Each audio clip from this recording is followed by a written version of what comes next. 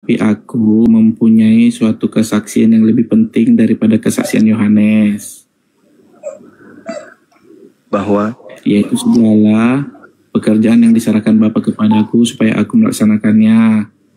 Udah? Pekerjaan itu juga kukerjakan sekarang, dan itulah yang memberikan kesaksian tentang aku. Bahwa Bapa yang mengutus aku. Sudah. Itu. Jadi pekerjaan yang dilakukan Yesus, pekerjaan itu justru bersaksi kalau dia utusan Tuhan. Anda mengatakan mujizat, membangkitkan. Nah, dia Tuhan atau utusan Tuhan? Dia Tuhan dan utusan Tuhan. Kan tunggal tadinya. Aduh, parah. Ini jadi bahan bola kalian selalu. Cobalah kesaksian Yesus pun Anda bantah. Kesaksian Yesus saja Anda bantah. Dia itu Tuhan dan utusan juga. Astagfirullahaladzim ya Allah. Kesaksian Yesus pun Anda bantah. Astagfirullahaladzim ya Allah. Anggap orang. Yesus bersaksi bahwa segala pekerjaan yang diserahkan Bapa kepadanya, pekerjaan itu yang bersaksi kalau dia adalah utusan Bapa. Justru kok anggap dia Bapa. Kan lucu ente ini. Makanya aku bilang di awal, Kristen itu anti Yesus, anti Kristus. Terbukti kan? Kesaksian Yesus aja Anda anti terhadap kesaksian Yesus. Padahal Yesus bersaksi loh. Ada kesaksianku yang lebih penting dari kesaksian Yohanes Pembaptis. Bahwa seluruh pekerjaan yang aku kerjakan, pekerjaan itulah yang bersaksi tentang aku. Bahwa Bapa lah yang telah mengutus aku. Kesaksian Yesus bahwa Yesus adalah utusan Bapa atau Bapa itu sendiri? Dia manusia, ya. Manusia biasa. Nah itu mulai pakai jurus gereja. Aduh, parah. Dia kan manusia biasa.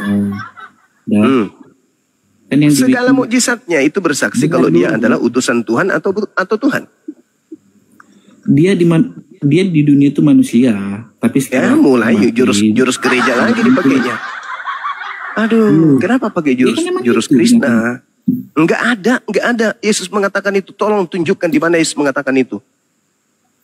Enggak ada. Menceritakan apa? Menceritakan kalau dia di dunia manusia, nanti di atas sana bukan manusia. Ada aja. Manusia di dunia. Lah. Di mana Yesus mengatakan kalau dia di dunia adalah manusia, di luar sana dia adalah Tuhan? Di mana Yesus katakan itu? Dia kan lahir dari Aku Bunda akan Maria. pergi ke rumah Bapak. Wih. Aku akan pergi ke rumah Bapak. Ke rumah Tuhan dia pergi. Astagfirullahaladzim ya Allah ya Karim. Kapan saudara sehat ini? Gimana? Anda anti Kristus. Kenapa Anda anti Kristus? Karena Anda lebih percaya kepada penyesat daripada Yesus itu sendiri. Kan tadi Yesus mengatakan waspadalah kepada penyesat yang berkata akulah dia. Anda percaya kepada akulah dia. Enggak mungkin mengajar kebaikan, lebih saja. Astagfirullahaladzim. Saudara, kalau dia hanya mengajarkan penyesatan mulu, bagaimana orang mau percaya kalau dia adalah penyesat? Penyesatan itu mana kebaikannya? Coba tunjukkan kepada saya. Kebaikan apa yang Anda maksud? Kita itu kalau punya musuh, ya kita harus kasihi, nggak kayak kalian. Astagfirullahaladzim ya Allah ya Karim. Kalian Yesusnya mengatakan, saudara. Yesus dengar. Yesusnya mengatakan, jika ada seseorang, makanya itu di Timur Tengah itu ya siap-siap urusannya itu. Mulai kan. Yesus berkata, kalau ada yang mau jadi pengikutku tapi dia tidak membenci ayahnya, ibunya, saudaranya, anaknya, bahkan dirinya sendiri, dia tidak bisa jadi pengikutku.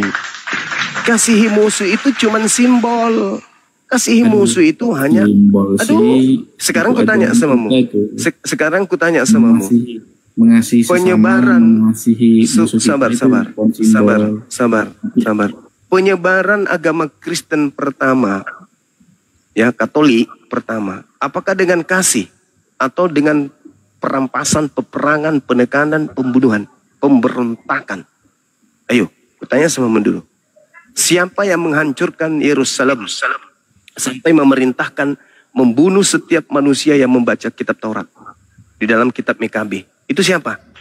Agama Kristen pertama, agama Katolik pertama. Siapapun yang bertolak belakang dengan gereja, pancung, bunuh. Siapapun yang memiliki konsep yang bertentangan dengan konsep gereja, maka dibunuh, termasuk Galilea. Dibunuh, dihukum mati, karena tidak berkesesuaian dengan isi gereja. Di Indonesia Kristen masuk dari mana? Jerman, Portugis, dan Belanda. 3 negara ini dikenal sebagai negara penjajah. Mana kasihnya? Kalian nih nggak fair kali dalam napaku ini. Ya coba-coba, Kristen masuk ke Indonesia, tunjukkan kapan itu masuk dan siapa yang membawa Kristen masuk ke Indonesia, dengan cara apa Kristen masuk ke Indonesia. Waduh, kita ini udah bahas sejarah ini sekarang. Oh iya, kan Anda mengatakan Kristen itu agama kasih. Kenapa Anda mengatakan Kristen agama kasih? Karena Indonesia sudah merdeka. Berani nggak saudara keluar-keluar pada masa penjajahan dengan mengatakan Kristen agama kasih? Berani nggak? Ya, ajaran kami mau ajaran kasih. Nenekmu kiper, kasih mayat iya. Kasih buat anak orang menjadi anak yatim piatu iya. Kasih wanita menjadi janda iya. Itu agama kalian. Pada saat Indonesia belum merdeka, tidak ada ruang bernapas yang diberikan kepada pribumi dari agama dari Belanda yang beragama Kristen. Sekarang ente enak mengatakan kami yang kasih dari Hong Kong. Ajaran kami ajaran kasih, nggak memerangi. Nenekmu kiper. Siapa yang ingin kau perangi sekarang, sedangkan majikan kalian kami ratakan dengan tanah, apalagi kalau cuma kalian. Siapa? Di mana sejarahnya agama Kristen itu menyebar ke dunia dengan damai? Di mana? Tunjukkan. Hah? Bagaimana Kristen pertama kali di Roma menyebar? Kasih yang mana yang kasih? Masuk ke Indonesia melalui penjajahan. Anda baca Ulangan 20 nomor 10. Itu pola yang dipakai oleh Kristen sedunia. Bila engkau mendatangi sebuah wilayah, ajaklah mereka berdamai. Dan kalau mereka menerima engkau dengan damai, maka apa? Jadikanlah mereka budakmu dan perintahkanlah mereka bekerja rodi untukmu. Namun apabila sabar dulu saudara. Namun apabila mereka tidak mau menerima perdamaian, tidak mau jadi budakmu, tidak mau kerja rodi untukmu, apa yang dikatakan di sana di data selanjutnya? Bunuhlah semua laki-laki yang ada di dalamnya. Itu perintah yang digunakan kemudian oleh penjajah menyebarkan agama Kristen. Itu fakta saudara, itu fakta, itu real. Jadi maksud kami itu dulu di Indonesia ini semua Islam gitu, terus penjajah masuk, itu maksudmu kan? Tidak seluruhnya Islam yang memperjuangkan kemerdekaan, tapi seluruh penjajah adalah non-Islam. Jadi maksudmu pahlawan kita nggak ada yang Kristen gitu? Pahlawan kita ada yang Kristen, tapi lalu seluruh penjajah itu. Kenapa bilang penjajah masuk ke Indonesia, artinya di sini Islam? Saudara, dengarkan saya. Ketika kemudian penjajah ini datang ke Nusantara, dia mengajarkan agama Kristen. Oke? Adapun Kristen yang ikut berjuang, itu karena mereka adalah pemimpin. Pemimpin dari sebuah suku, pemimpin dari sebuah wilayah. Dia ikut berjuang bukan karena agama. Kalaupun ada yang berjuang melawan penjajah, berarti dia sudah melanggar Bible. Dia tidak memperhatikan kasih. Berarti pahlawan yang beragama Kristen itu jauh dari Bible. Kalau mereka rangkulan dengan Bible, maka mereka akan menjilat para penjajah. Itu harus kau sadari itu. Kasihilah musuhmu. Penjajah adalah musuh. Apa amanat Bible? Kasihi. Apa maksudnya kasihi? Apa yang dibutuhkan oleh penjajah? Rumah tinggal, serahkan rumahmu. Harta untuk dia makan, kasih berasmu. Apalagi dia mau butuh rumah ibadah, bikinkan rumah ibadah penjajah itu. Itu yang diamanatkan oleh Bible. Dan satu hal yang perlu kamu pahami, tidak mungkin orang yang melawan Belanda itu kemudian satu rumah ibadah dengan penjajah. Itu nggak mungkin, itu mustahil. Tidak mungkin. Artinya bahwa yang menjajah ini menjalankan kemudian amanat dalam Bible, yang kau katakan sebagai pahlawan dari agama Kristen tidak menjalankan Bible. Itu akurat itu. Sedangkan umat Islam itu agama yang didirikan dari pondasi jihad. Siapa yang mengambil hak orang, siapa yang mengganggu orang lain, siapa yang kemudian memerangi, maka Islam harus tampil sebagai agama jihad. Itu fakta itu, Bung. Kalau di Kristen kan kasihi musuhmu. Jadi kalau misalnya datang penjajah nih masuk ke Indonesia, apa yang saudara lakukan? Apa yang gereja lakukan? Ia memfasilitasi. Bisa jadi penjajah ketika datang ke Indonesia ini, gereja adalah tempat markas mereka. Oh iya, ketika penjajah masuk ke Indonesia, mau masuk ke masjid, tidak mungkin. Masuklah di masjid, kau dikunyah sama umat Islam. Tapi kalau penjajah masuk ke Indonesia, mereka akan berlindung di gereja-gereja. Kenapa? Karena agama Kristen itu adalah mengasihi musuhnya, merangkul musuh. Setelah mereka rangkulan, apa yang mereka lakukan? Mengkhianatinya atau membantunya? Ya membantu musuh, itu udah pasti tuh. Di situ kuncinya. Makanya orang-orang yang Kristen hari ini itu terindikasi kuat keturunan para pengkhianat Nusantara yang berkongsi dan bersekutu dengan penjajah. Siapa lagi? Coba pikirkan, dari mana Anda sampai Anda bisa beragama penjajah? Ayo. Tidak mungkin kakek Anda itu melawan penjajah pada saat itu. Sehingga anak-anaknya, anak-anakku, mari kita pindah ke agama musuh kita, yuk. Mari kita pindah ke agama yang telah membunuh kita. Tidak mungkin. Kalian, kakek kalian, nenek kalian adalah, bisa jadi adalah ya tangan kanan penjajah. Sehingga keturunannya pun ikut merasakan masakan yang enak. Namanya rujak. Mantap sekali. Begitu saudara ya. Itu fakta, itu real, itu sejarah. Tidak mungkin pahlawan itu berperang dengan musuh. Dan satu keyakinan, satu akidah. Itu nggak mungkin. Artinya ketika kalian berperang melawan musuh dan kalian hari Minggu satu gereja, nggak mungkin. Kita ini dulu ya. Damai dulu untuk sementara ya. Kita kemudian masuk karena ini hari Minggu, peperangan dihentikan. Masuklah kalian menyanyi dalam sama-sama. Malam kudus, sunyi sepi, Tuhan Yesus makan ikan goreng. Ibadah hari Minggu selesai. Apa yang kalian lakukan? Salaman, cipika-cipiki? Karena kalian adalah musuhan? Tidak mungkin. Begitu keluar dari gereja 5 langkah berhadapan, saling membelakangi. 1, 2, 3. Langkah kelima saling menghadap dan menembak. Itu nggak mungkin terjadi, nggak mungkin. Paling kalau itu terjadi, kalian masuk di rumah gereja bersama dengan penjajah, bisik-bisik di dalam. Kamu tahu nggak tempatnya Bang Suma sembunyi bersama pasukannya? Tahu menir. Di mana? Di wilayah Makassar dia menir. Dia di situ menggunakan pasukan dari Jawa. Siapa yang bisa membantu kami masuk ke sana? Kami menir. Yang penting kami dikasih jabatan. Nah, itulah yang terjadi. Tapi ajaibnya, sabar. Tapi anehnya, ketika umat Islam ini berhasil mengusir penjajah, yang paling lantang mulutnya teriak justru kalian. Merdeka! Merdeka! Merdeka! Tanpa malu-malu. Padahal kalian tadi ini adalah congornya, jongosnya gitu loh. Begitu saudara. Udah. Nah, kita balik lagi.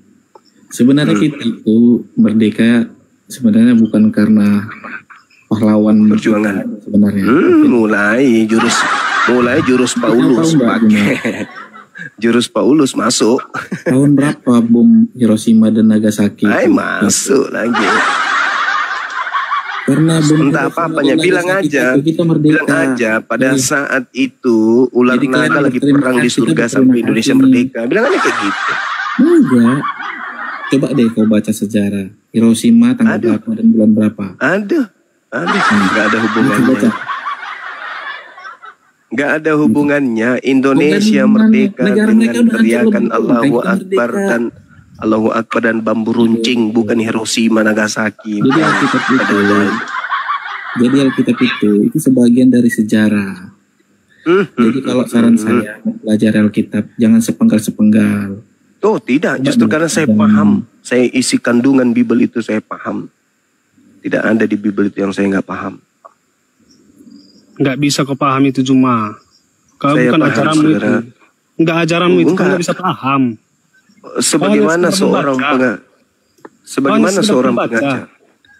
Sebagaimana seorang pengacara lebih paham materi daripada si pemilik. Nggak Anda bisa yang cuma. punya Tetap Bible kau itu, hanya tapi sekedar saya pembaca. lebih paham daripada Bible itu. Itu bukan ajaranmu, jadi kau nggak akan nanggap. Masalahnya justru karena itu, karena bukan ajaran saya, maka saya harus berhati-hati. Karena ini ajaran Anda, ini ajaran orang, maka saya harus menelaahnya berdasarkan dengan akal dan ilmu. Waduh. Berbeda dengan ente, karena ente hanya sekedar percaya saja, yakini saja. Ya, inilah yang terjadi. Akal itu masih terukur cuma. Nah, terus maksud Anda Bible itu tidak masuk akal? Nggak semua ajaran itu bisa masuk akalmu. Oh, Apalagi ajaran yang bukan ajaranmu. nah itu sudah betul itu. Itu sudah betul, karena memang ajaran agamamu tidak masuk akal. Karena nggak Itu betul ajaranmu. Nggak ajaranmu. Bukan karena bukan ajaran, karena memang tidak masuk akal. Nggak ajaranmu. Dan kau nggak ada mempelajari itu Bukan sama karena bukan orang-orang kami. ajaranku, tapi karena tidak masuk akal. Ya nggak masuk akal. Susah memang kau menjelaskan, karena kau Siapa bukan gurumu? menjelaskan. Dasar Masa kamu- pijakan menjelaskan itu adalah paham, sementara kalian tidak Masa paham bagaimana Anda bisa mau menjelaskan. mempelajari Alkitab itu dari Ustaz? Nggak mungkin. Loh, bagaimana ceritanya? makanya aku bilang itu Fisika, ajaranmu. saudara. Rumus Nggak mungkin rumus kau fisika belajar itu. Nggak mungkin kau Saudara, belajar itu rumus sama fisika, Ustaz, mempelajari buku kimia itu bukan buku kita. Tapi kita Jangan paham kau isinya. samakan. Karena kita pelajari. Apa bedanya dengan Bible? Ya buktinya penjajah aja kau sangkut podcast sama agama. Oh pasti. Oh yang enggak. Pergilah ke seluruh dunia. Jadikanlah seluruh bangsa menjadi pengikutku. Bagaimana caranya orang mau menjadi pengikutmu? Hah? Bagaimana caranya orang mau jadi pengikutmu? Ya Ya dijajah. kasih ajaran-ajaran dia. Bukan Bagaimana menjajah. ceritanya? Di mana? Kami mau Kristen menyebarkan bisa? isi Bibel, Di bukan mau mana? menjajah. Di mana Kristen diajarkan dengan lemah lembut? Di mana? Tunjukkan kepada saya. Beritahulah semua isi Bibel. Sekarang begini, Injil. semua yang lain diam. Anda lakukan penginjilan kepada kami. Coba ajarkan kami dengan lemah lembut untuk supaya kami menjadi Kristen. Coba, silakan. Saya mau dengar. Apa yang Anda lakukan pertama kali? Kalau kalian menolak, menangkal, ya nggak akan mau. Ya udah, Sekarang, nggak mau. sekarang coba Anda lakukan praktek penginjilan kepada kami dengan lemah lembut. Coba 1, 2, 3, silakan. Lemah lembut cemana? Nah itu nggak bisa. Nggak Sedangkan bisa kau aja Kristen nih. itu diajarkan Sedangkan dengan kau lemah aja udah lembut. menangkal Nggak bisa. Kristen tidak bisa diajarkan dengan lemah lembut. Kristen harus diajarkan dengan penekanan, perampasan, peperangan. Itu. Gimana? Oh iya, coba. Saya ulang lagi. Coba kamu tunjukkan. Kau praktekkan langsung di sini ya. Kami adalah orang-orang yang jadi sasaran penginjilan. Amanat yang ada dalam kitabmu, beritakanlah Injil kepada seluruh makhluk. Ajarlah mereka, baptislah mereka. Hadismu Nah dulu, Juma. sekarang Baca dulu hadismu dulu, dikatakan, jadikanlah seluruh bangsa menjadi pengikutku. Sekarang coba kau tunjukkan cara kamu melakukan penginjilan kepada kami. Bagaimana cara Anda menjadikan kami sebagai pengikut Kristus? Coba, 1, 2, 3. Saya mau dengar. 1, 2, 3. Silakan. Imani dulu. Juma, jangan cuma Alkitab. Kita bahas dulu hadis Alkitabmu dulu. Al-Quran dulu kita bahas dulu. Hadis Tidak ada jadikan seluruh bangsa menjadi pengikutku dengan menggunakan hadits. Menggunakan Bible. Nggak ada. Enggak percaya lagi dengan Nggak ada hadis Juma. penjajah itu merebut. Silakan kemudian keagamaan, nggak ada kamu cuma. lakukan Bahaya menjajah kami, itu wilayah. jadikan kami Ini sebagai kok keroyokan. Satu-satu dong. Masa tiga-tiganya ngomong keroyokan kalian? Kita selidiki dulu hadismu dulu. Benar enggak ajaranmu? Benar enggak ajaranmu? Silakan kamu lakukan penginjilan. Ngapain kau bahas hadis? Hadis tidak diperintahkan kemudian Kau bahas mengislamkan kitab orang. orang cuma. Tidak Kita ada, hei bahas saudara. kitabmu dulu. Kita bahas kitabmu Tidak ada dulu. perintah di dalam Islam untuk mengislamkan orang lain. Tidak ada. Hanya Kita di bahas agamamu kitabmu dulu. perintahnya Baca dulu di untuk Tirmidzi 2531 mengkristenkan orang lain. itu. Baca Tidak dulu. perlu kau bahas itu. Karena Kau tidak baca ada dulu, perintah untuk jangan mengislamkan ente. Jangan Kan kau dikeluarin simpan di dah. sini. Enggak. Kalau Tidak nggak tertib ada. saya turunin. Tidak ada Kenapa perintah baru di tadi Islam untuk turunin mengislamkan karena orang takut di luar dia. Islam. Ya, Itu takut enggak kali ada. lah kalian. Yang ada di dalam takut. yang ada di dalam Kan agamamu sudah. itulah yang harus Hampir- mengkristenkan orang. Nah, sekarang coba hampir kalian dapat. kristenkan saya dengan lemah lembut. Silakan. Silakan. Anda kristenkan saya dengan lemah lembut. Silakan. 1, 2, 3. Silakan. Nggak bisa kami mengkristenkan kau cuma Ya nggak ikuti dulu, bisa memang. Masuk dulu kau kami Memang ajaran nggak kami. bisa.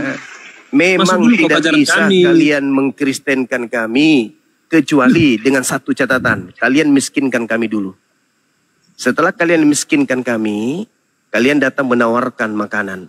Kalian datang menawarkan logikamu dulu cuma. kesehatan. Kau diam dulu Kalian cuma. datang menawarkan beasiswa. Dengan terpaksa barulah kami bisa jadi Kristen. Kau diam dulu cuma. Tidak bisa. Kamu Kau apa? minta kau dikristenkan kan? Iya, silakan, silakan. Ya silakan kau masuk dulu ke ajaran kami. Baru Iya, kau nggak bisa bisa. diajari. Nggak bisa kan? Nggak bisa. Pahamnya Jadi cuma nggak satu-satunya masuk. jalan, Kalau dia pintar pasti satu-satunya masuk dia. jalan untuk mengkristenkan orang di luar congor. Kristen Cuma adalah cuma. penjajahan. Buat orang itu lapar, buat orang itu miskin, buat orang itu tidak memiliki fasilitas. Habis itu datang dengan sentuhan misionaris, tawarkan obat, tawarkan makanan, tawarkan tempat tinggal. Baru orang itu bisa jadi Kristen. Alah cuma. Itu fakta, itu real. Sekarang coba Anda kristenkan saya dengan lemah lembut. Silakan. Ya udah datang kau ke gereja biar dikristenkan. Oh, enggak bisa begitu. Kau minta Itu tidak akan dikristenkan. pernah berhasil. Itu tidak akan pernah berhasil. Anda tidak akan Ngapain pernah kau minta mengkristenkan Kristen? satu manusia pun. Enggak, Nggak ngapain kau minta buktikan bahwa Kristen? agamamu, Pahammu saya tidak ingin masuk. membuktikan bahwa agamamu itu disebarkan dengan kekerasan. Gimana coba. Cuma kau minta Sekarang kita balik. Apakah agamamu itu bisa diajarkan dengan kelemah lembutan? Tidak bisa orang terima. Apanya yang mau dilembutkan di Kristen? Saudara-saudaraku, ya paman penginjil, marilah kita menyembah kepada manusia yang bernama Yesus yang pernah netek kepada ibunya. Lihat Ada orang penonton mau? ini cuma. Ada. Lihat penonton ini. Ada orang mau? 1.600 Saudara. orang. Saudaraku, ada orang mau? Marilah kita menyembah kepada anak Maria yang datang ke Nggak bakal bumi. masuk karena kau nggak percaya itu. Nggak akan masuk kau omongan itu. Netek kepada Nggak masuk. seorang Itu wanita nggak bernama ajaranmu Maria. cuma. Nah sekarang nggak ajaranmu, pertanyaan jadi saya, nggak akan masuk. bisa tidak ajaran seperti itu diajarkan kepada orang lain untuk orang lain itu masuk ke Kristen? Tidak bisa. Ngapain bisa. kau minta agama Kristen? Saya Ngapain kau kan tadi, dikristenkan? saya tadi mengatakan agamamu itu disebarkan dengan kekerasan, dengan peperangan. Tadi kan udah aku bilang samamu. Tetapi Gimana tadi itu, dengan saya- cara ajaran agama itu? peperangan, memerangi, melakukan penekanan, penindasan, memberikan bantuan Cuma- setelah orang itu kelaparan, memberikan tumpangan setelah itu kehilangan rumah di bom, memberikan kemudian kesehatan setelah orang itu patah-patah kena bom, barulah Bisa mereka ngomong itu nggak bisa dulu? kalian kristenkan. Kalau dengan kau- cara damai seperti ini, Anda datang menjual Yesus. Pih. Tapi kalau Islam, Cuma. tapi kalau Islam diajarkan dengan lemah lembut.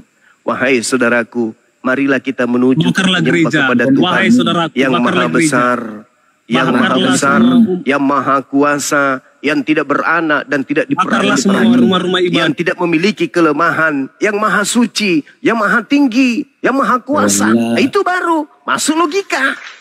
Bukan Pencipta diperangi langit juga. dan bumi itu adalah satu. Kalau Kristen datang, Bakarlah semua pencipta gereja. langit dan bumi itu Iya kan? adalah tiga. Siapa yang mau terima? Ya itu ajaran kalian. Gak ada yang bisa terima itu, gak ada. Gak ada yang bisa terima. Kali Agama Kristen itu kalau disebarkan dengan kelemah lembutan, gak ada yang bisa terima. Jadi lelucon Kristen itu. Saudara, ya marilah kita menuju kepada Kristen. Mau ngapain di sana? Menyembah kepada manusia yang pernah mati dikutuk oleh Tuhannya Yahudi. Bah, Siapa yang mau? Nggak ada yang mau. Nggak ada yang mau. Tapi kalau Islam, marilah kita menyembah kepada Tuhan yang datang kepada melalui para nabi yang mengajarkan kemudian Taurat kepada Nabi Musa, mengajarkan Injil kepada Nabi Isa, yang mengajarkan manusia untuk hidup berdamai, untuk hidup tentram dengan menjaga hubungan kepada Allah. Tak ada perintah memerangi di Al-Quran. Saya kena tolong tunjukkan ajaran di Islam untuk memerangi itu di mana tertulis dalilnya. Di mana dalilnya tertulis memerangi dalam Islam dan Al-Quran? Dia panggil Tirmidzi 2531 cuma. Itu berbicara Tirmidzi asbabul wurud. 2531 baca. Itu asbabul wurudnya adalah Baca masa dulu, ketika baca. peperangan terjadi. Ketika orang-orang Yahudi dan ketika orang-orang Nasrani kemudian melanggar perjanjian kesepakatan damai. Jangan kau ngaco di sini.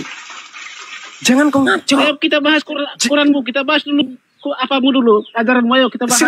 Silakan Anda tunjukkan. Silakan.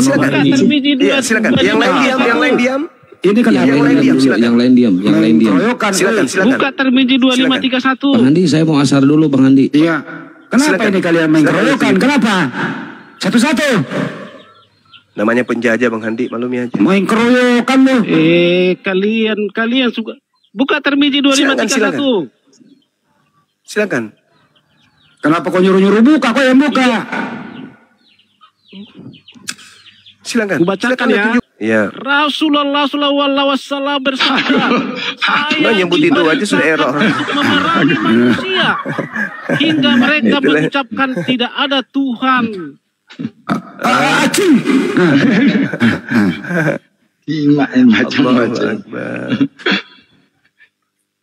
Banyuma sendiri. Kalian bertiga main keroyokan. Bagaimana kalau di Kristen? Kami nggak mau bahas. Satu-satu lah. Satu-satu. Izin aku mau menginjil. Tadi kan kalian mengatakan kalau Bang Juma menginjilin. Izin ya, aku mau menginjil kalian sebentar ya. Nah, Yesus mengatakan, Yohanes 12:49, Bapa Allah yang mengutus aku. Matius 15:24, aku diutus hanya kepada umat Israel. Yohanes 17:3, Yesus yang telah engkau utus. Matius 10:40, dia Allah yang mengutus aku. Matius 23:10, hanya satu pemimpinmu yaitu Mesias. Markus 6:46, Yesus berkata bahwa dirinya hanya seorang nabi. Lukas 4:14, dia Allah yang mengutus aku. Lukas 4:24, Yesus berkata bahwa dirinya hanya seorang nabi. Lukas 4:3, untuk itulah aku diutus. Lukas 7:16, Yesus memberkatakan orang yang mengatakan diri hanya nabi. Lukas 7:39, Yesus diam saja ketika orang menyebut dirinya seorang nabi. Lukas 9:48, dia Allah yang mengutus aku. Lukas 10:16, dia Allah yang mengutus aku. Yohanes 4:34, dia Allah yang mengutus aku. Yohanes 4:4, Yesus bersaksi bahwa dirinya hanya seorang nabi. Ini baru muridnya. Apa kalian itu?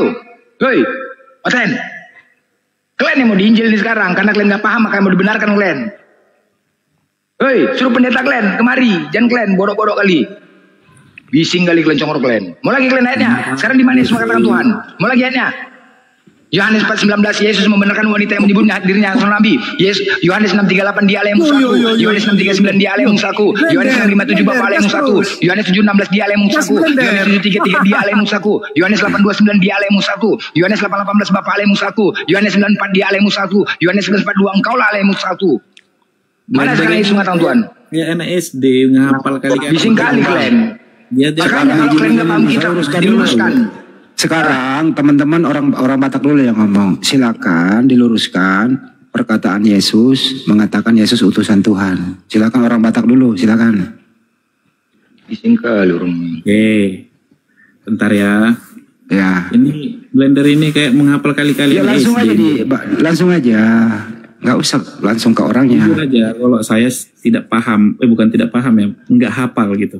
Oke, nggak hafal, diam, standby. Frans bisa membantah Yesus adalah utusan Tuhan? Silakan. Nggak bisa juga, Kalau selesai. membantah saya nggak bisa. Hah? Kenapa? Kalau membantah saya nggak bisa. Nggak bisa, standby. Oke, Bang Juma bisa menjelaskan Yesus utusan Tuhan apa Tuhan? Cek. Ya, silakan. Suara saya kedengaran nggak? Kedengeran. Kedudukan Yesus tertinggi adalah Rasul utusan Tuhan. Jadi ketika dia datang ke tengah-tengah Bani Israel, Yesusnya mengajarkan mereka untuk menyembah kepada hakikat pencipta yang diperkenalkan dia sebagai utusan Tuhan kepada Bani Israel.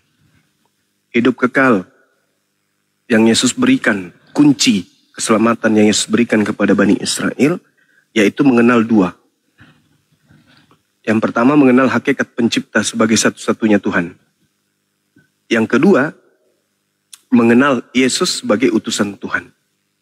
Jadi, la ilaha illa huwa wa Yesus Rasulullah.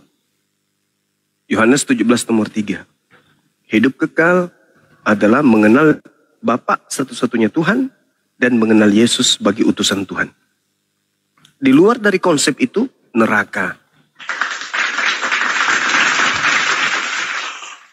Nah, Kristen ini siapa? Muncul belakangan setelah konsep ini diajarkan oleh Yesus.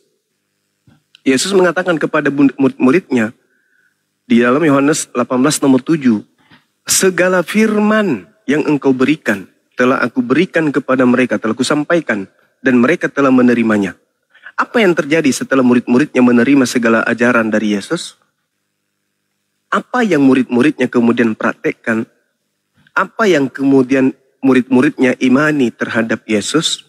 Yesus ini Tuhan atau utusan Tuhan? Kata Yesus, segala firman yang kau berikan telah aku berikan kepada mereka, dan setelah mereka menerimanya, mereka semuanya percaya bahwa engkaulah yang telah mengutus aku. Jadi murid-murid Yesus percaya setelah menerima segala firman, bahwa Yesus itu gurunya adalah utusan Tuhan. Bukan Tuhan itu sendiri.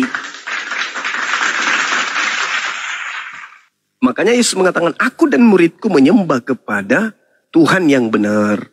Kalian menyembah kepada Tuhan yang tidak kalian kenal. Kami menyembah kepada Tuhan yang kami kenal. Yohanes 2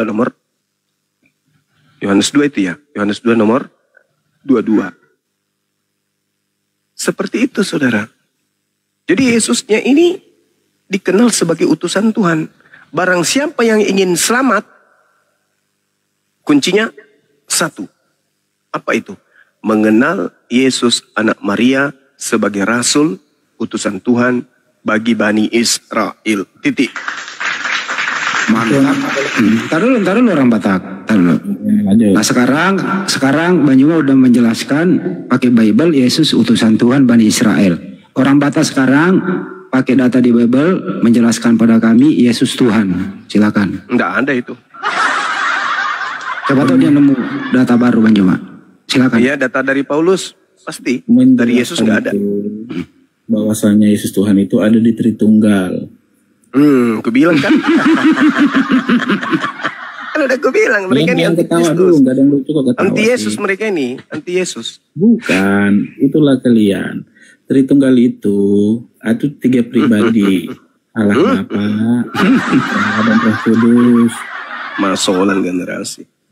Masuk yang baru, alamajang, woi. Biarin. Orang Batak izin bang.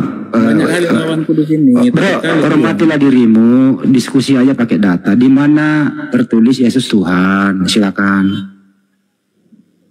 Dengar dulu ya. Cuma tadi panjang lebar sampai berapa menit ku dengar kan kok. Kok kalian aku sekali ngomong. Iya silakan. Kepanasan semua kalian ini. Jadi kalian harus tahu bahwasanya itu Tritunggal itu ada. Arti Yesus itu adalah Tuhan itu ada di maksud dari Tritunggal. Tritunggal itu ya, tertulis di mana itu bang? Pribadi. Tertulis di mana? Dengar dulu. Nanti kami minta data bang. Tertulis di mana? Bentar, nanti dikasih ayatnya. Tenang dulu. Kasih dulu baru nerangin. Jangan nerangin dulu baru nggak ngasih. Dengar dulu. Anda jangan kayak jual obat, janjiin penonton ada ular, giliran obatnya laku, ular jangan hilang. Nah itu. Ini. Ya silakan.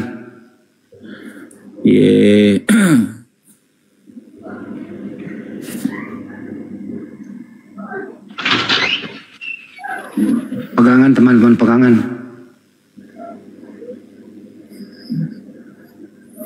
Di Yohanes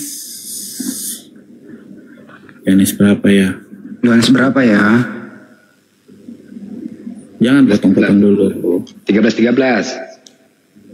Yohanes 8 ayat 58. Mati. Oh. Sebelum Abraham ada aku sudah ada. Yohanes 8 ayat 58. Aku berkata kepadamu sesungguhnya sebelum Abraham jadi aku telah ada. Itulah Tuhan ya. Menunjukkan esensi Yesus sebelum penciptaan. Itulah dari sifat ilahi. Sudah itu satu. Terus di Yohanes 10 ayat 30, aku dan Bapa adalah satu. Pertanyaan ini menunjukkan kesatuan Yesus dengan Allah Bapa dalam sifat ilahi. Makanya nanti tadi aku bilang ada di pengertian di Tritunggal. Tritunggal itu berarti 3 sifat di dalam satu. Udah cukup 2, apa kurang? Ya udah. Gantian ya, cukup? Mau lagi? Ya, simpanan silakan keluarin semua.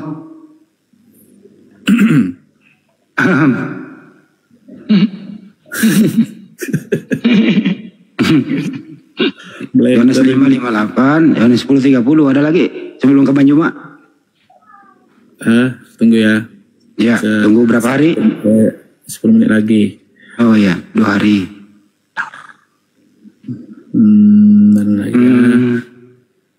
Udah itu aja lah dulu ya. Ya udah dulu. Makasih, standby ya. 25. Silakan Banjuma, ditanggapi. Jangan kau bilang nggak ada ya. Jangan. Iya udah gantian ya. Biar kau ngerti. Yohanes berapa? Yohanes 5:58 sampai Yohanes 10:30. Iya. Tidak ada ucapan Yesus yang bisa dicomot di Bible untuk menyatakan dirinya Tuhan. Karena Yesus sudah membatasi itu. Segala firman, berarti termasuk Yohanes 5 nomor 58. Segala firman, semuanya, semua ucapan Yesus telah Yesus sampaikan lebih dulu kepada Bani Israel. Dan muridnya ketika menerima segala firman itu, mendudukkan gurunya sebagai utusan Tuhan. Tapi yang lucu di luar murid, comot-comot dalil, menganggap Yesus Tuhan. Kira-kira yang tahu tentang Yesus, murid Yesus atau orang Kristen? Orang yang penumpang. Iya itu makanya. Penumpang gelap ini menganggap Yesus itu Tuhan, memaksakan Yesus Tuhan. Kenapa? Karena mereka ini menginginkan Kristus yang datang, yang keluar dari kubur itu sebagai Tuhan. Supaya kita tertipu, seakan-akan yang mereka tuhankan itu adalah Yesus anak Maria. Maka mereka memaksakan apapun yang diucapkan Yesus. Aku dan Bapa adalah satu, akulah guru dan Tuhan. Mereka akan menggiring supaya itu seakan-akan Yesus itu mengaku Tuhan. Padahal Yesus sudah menutup semua sisi pengajarannya. Segala firman yang engkau berikan. Termasuk Yohanes 13:13. Yohanes 5 nomor 58. Telah kuberikan. Dan mereka telah menerimanya. Berarti sebelum Kristen menerima ucapan-ucapan Yesus, lebih dulu orang Yahudi, murid-muridnya menerima ucapan-ucapan Yesus. Apa yang diimani oleh muridnya setelah menerima ucapan-ucapan Yesus? Oh, Yesusku adalah utusan Tuhanku. Yesus berpesan, waspada kepada penyesat yang datang kepadamu dengan memakai namaku dan berkata, akulah dia. Dari mana Kristen ini berasal? Dari makhluk yang mengaku akulah dia. Inilah makanya Kristen ini berbeda dengan murid Yesus. Murid Yesus setelah menerima firman dari Yesus gurunya, seluruhnya itu mereka percaya bahwa Yesus ini betul-betul utusan Tuhan, utusan Elohim. Sedangkan orang Kristen, pengikut Paulus, yang memaksakan kemudian Tuhan mereka yang adalah Kristus yang keluar dari kubur, yang mengaku sebagai akulah dia ini, yang dikutuk di atas tiang salib ini, seakan-akan itu adalah Yesus. Sehingga mereka harus pontang-panting mencari data Yesus mengaku Tuhan. Tapi nggak bisa. Mereka semakin hari semakin nyata kesesatannya. Sebagai pengikut Kristus palsu. Sebagai pengikut penyesat yang mengaku akulah dia. Sehingga pola yang muncul di hadapan kita sekarang ini adalah saudara kita Kristen ini memaksakan makhluk kuburan yang mereka sembah ini seakan-akan adalah anak Maria. Tapi tidak bisa. Karena Yesus sendiri yang membatasi diri. Aku diutus hanya kepada domba yang hilang dari umat Israel. Aku diutus, aku berdoa hanya untuk mereka Bani Israel. Waspadalah kepada oknum yang datang mengaku memakai namaku. dan berkata, akulah Kristus, dia akan menyesatkan banyak orang. Jelas sekali itu polanya. Nah, di mana orang banyak ini yang disesatkan oleh Kristus makhluk kuburan ini? Ya Kristen, siapa lagi? Banyak orang yang disesatkan inilah Kristen. Siapa yang menyesatkan? Makhluk yang keluar dari kubur, yang dikutuk oleh Elohim, yang disangka Yesus padahal bukan Yesus. Makanya nanti ketika Yesus asli bertemu dengan penyembah Kristus makhluk kuburan ini ketemu, pada hari terakhir kata Yesus, banyak orang berseru kepadaku, Tuhan, Tuhan, bukankah kami tadinya bermamu, tadinya mengusir setan pakai namamu juga, bermujizat pakai namamu juga. Kata Yesus, pada saat itulah aku akan berterus terang kepada Kristen, enyahlah daripada aku, kalian semua adalah pembuat kejahatan. Jadi selama ini orang Kristen bernubuat, orang Kristen bermujizat, mengusir setan, ngobatin kayak Rasul Lubis, memanggil nama Yesus. Yesus yang mana yang dia panggil? Yesus lain, Yesus penyesat. Karena Yesus yang asli tidak mengenal mereka. Ketika Yesus turun dari langit ke bumi untuk yang kedua kalinya, banyak banyak orang-orang yang mengaku pengikutnya. Ini orang mana ini? Kok aneh-aneh? Makan babi, tidak bersunat, ngaku pengikutku. Penyembah pula tuh sama aku. Siapa mereka ini? Kata Yesus, aku tidak mengenal kalian, sorry ya. Siapa kalian ini? Loh, bukannya kami menyembahmu? Bukannya kami bernubuat pakai nama? Oh sorry, aku tidak mengenal kalian. Enyahlah daripada aku, kalian semua adalah pembuat kejahatan. Itulah penderitaan yang akan dialami oleh saudara-saudara Kristen. Kalau mereka berkeras kepala, mereka sombong, tegar tengkuk, tidak mau mendengarkan ajaran para apologet Islam, mati mereka dalam keadaan Kristen, maka ketika hari kebangkitan mereka akan diusir oleh Yesus anak Maria. Wa idza husyiran nasu kanu lahum a'da wa kanu bi ibadatihim kafirin. Pada hari kiamat nanti, apa yang mereka sembah selain daripada aku, kata Allah, akan menjadi musuh mereka. Dan pemujaan-pemujaan yang dilakukan kepada yang mereka sembah selain aku akan diingkari oleh mereka yang mereka sembah. Nah, tertulis di Matius 7 nomor 223, betul. Kristen yang menyembah Yesus, Yesus akan ingkari. Kristen yang memuji Yesus, Kristen akan ingkari itu. Menjadi musuh dari Yesus. Enyahlah daripadaku, kalian semua adalah pembuat kejahatan. Kalau Anda mengatakan kasihi musuh itu adalah pola yang diajarkan oleh Yesus, pertanyaan saya, kenapa Yesus tidak mengasihi musuhnya? Ayo. Di dalam Matius 7 nomor 22-23. Pada hari terakhir nanti, banyak orang berseru kepadaku, Tuhan, Tuhan, bukankah kami bernubuat pakai namamu, mengusir setan pakai namamu, bermujizat pakai namamu juga. Pada hari itulah, aku akan berterus terang kepada mereka. Enyahlah daripadaku, kalian semua adalah pembuat kejahatan.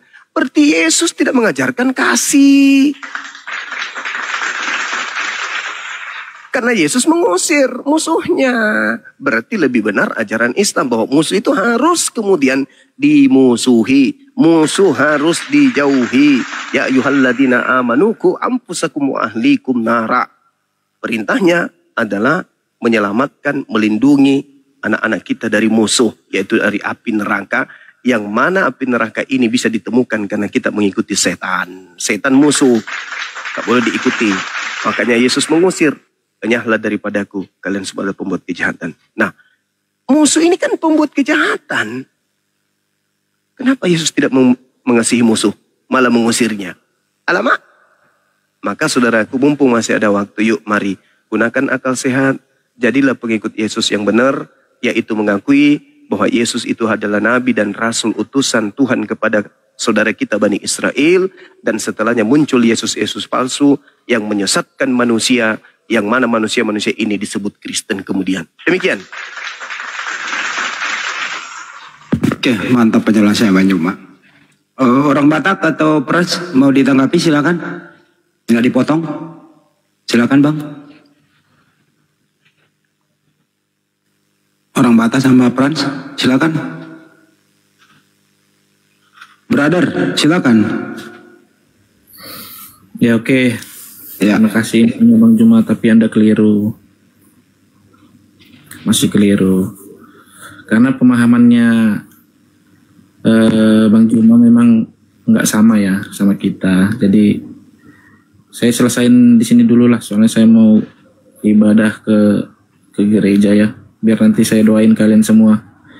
Mantap ya. Mau main kita mantra-mantra so. Bikin saya mundur dulu. Oke, jangan saling menghujat kita ya. Siapa yang ngajarkan lu ke gereja itu?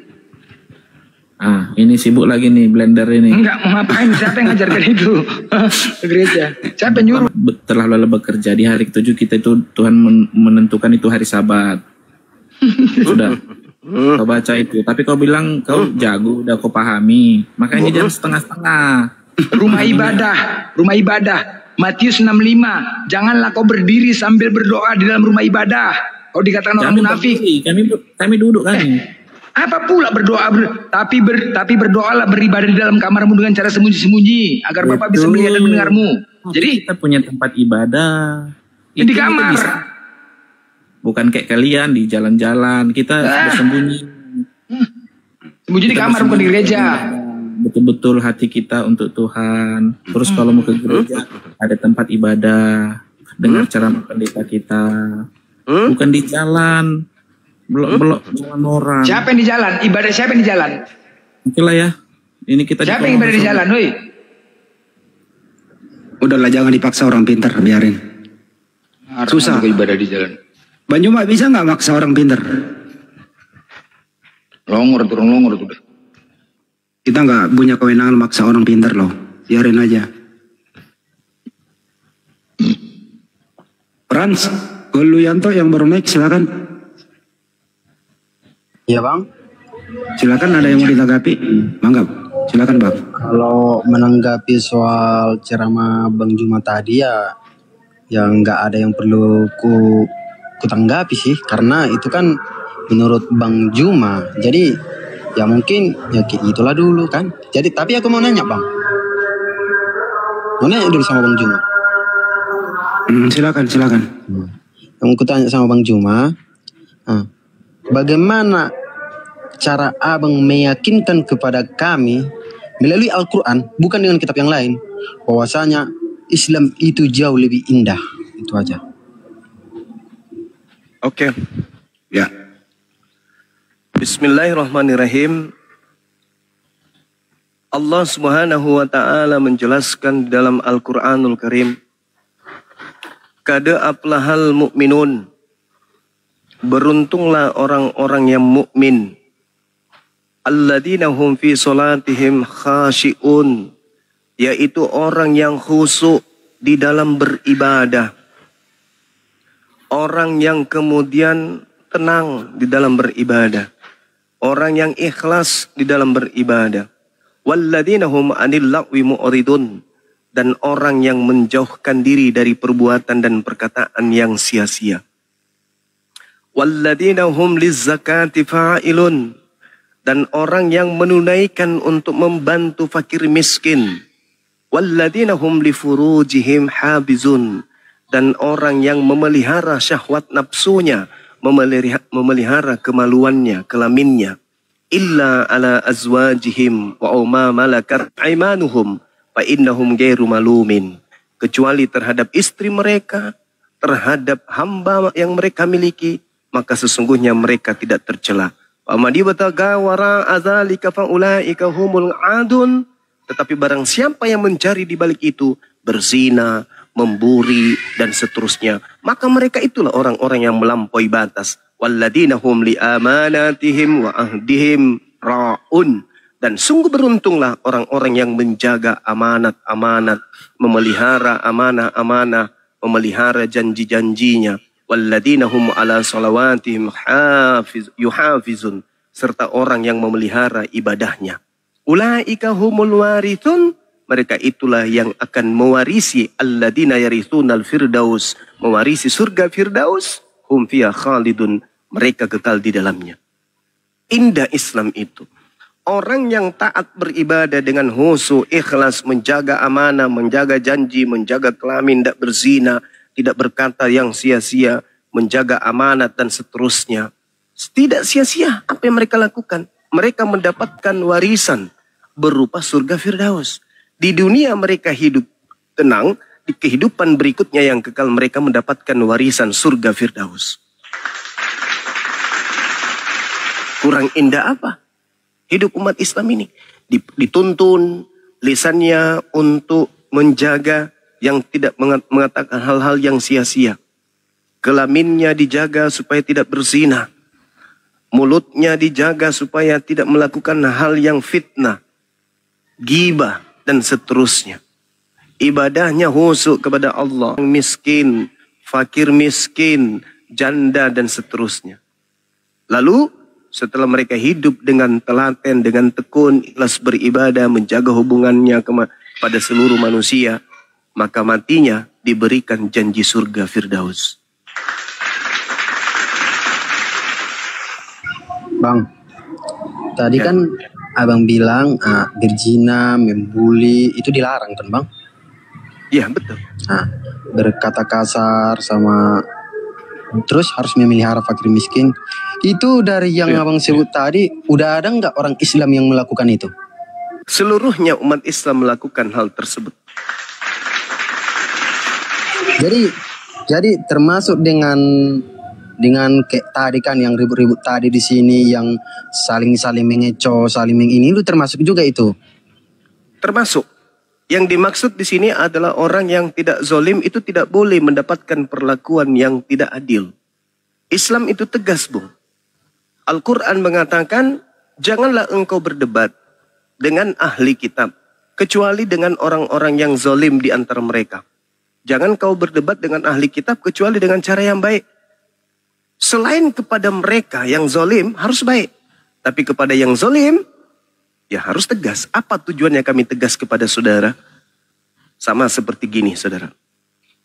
Ada anak kecil yang kemudian melakukan satu tindakan asusila.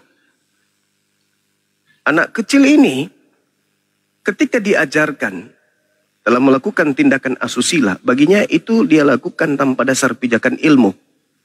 Dimaklumi, masih dilembutin.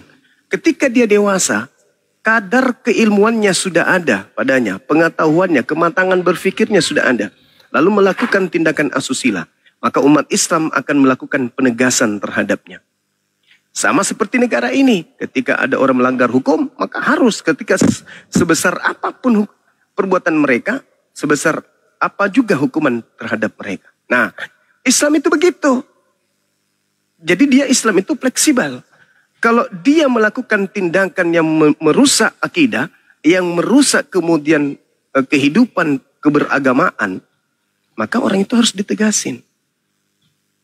Harus dikerasin. Demi untuk meluruskan orang tersebut, untuk tidak mengulangi perbuatannya. Bukan seketika itu menghukum, lalu menggerek, dan seterusnya, enggak. Tetapi yang dilakukan umat Islam adalah untuk membuat orang tersebut menjadi lebih benar dan lebih baik. Begitu, saudara. Jadi kalau ada orang melakukan kemaksiatan, lantas Anda mengatakan, jangan Anda lakukan itu nggak bagus. Itu cara yang bagus. Lalu kemudian mereka tidak mendengarkan itu, masih juga melakukan, maka Anda harus naikkan volumenya. Jangan kau lakukan itu tidak bagus. Dia semakin rajin melakukan itu, karena itu membahayakan orang lain. Maka seibarat kanker yang ada di dalam tubuh, sebelum dia menjangkiti tubuh lainnya, maka harus dioperasi, harus dipangkas. Nah, begitulah cara kami di dalam mengajarkan Islam ini. Kepada orang yang zalim, kami harus tegas, kami harus tegas. Kami harus keras kepada mereka. Berarti diperingati dulu bang ya? Silakan. Berarti apapun keadaannya, istilahnya kalau kurang cocok dalam keadaan atau situasi itu diperingati dulu bang ya? Jangan langsung dijolimi atau di apa ya? Betul sekali, betul, pintar anak ini. Lanjut. Kan perintahnya di Islam itu, ud'u ila sabili rabbika bil hikmah. Ajaklah manusia kepada jalan Tuhanmu dengan jalan yang benar.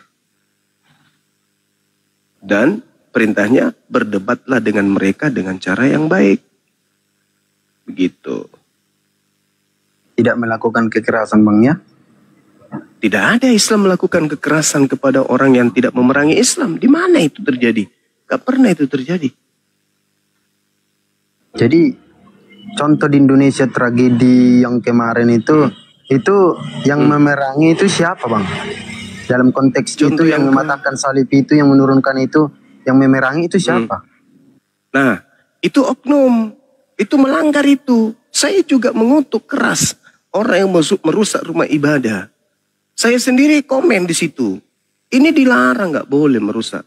Kalau itu bukan tempat ibadah yang sah, jangan dirusak. Laporkan pada pemerintah setempat, biar pemerintah kemudian yang mengeksekusi. Tidak boleh. Rumah-rumah yang ditempati orang untuk memuji Tuhannya jangan dirusak. Sekalipun itu tidak sah, kan ada pemerintah. Nah, nanti biar pemerintah yang meratakan dengan tanah, jangan kita. Gak boleh main hakim sendiri. Saya mengutuk keras orang yang merusak tempat ibadahnya orang. Saya sebagai ketua pembina Apologet Islam Indonesia menyatakan sikap lebih awal, saya katakan. Tidak boleh. Itu tempatnya orang menyembah kepada Tuhannya mereka. Hormati itu. Kalau ada yang keliru, ada yang salah, sampaikan kepada pemerintah.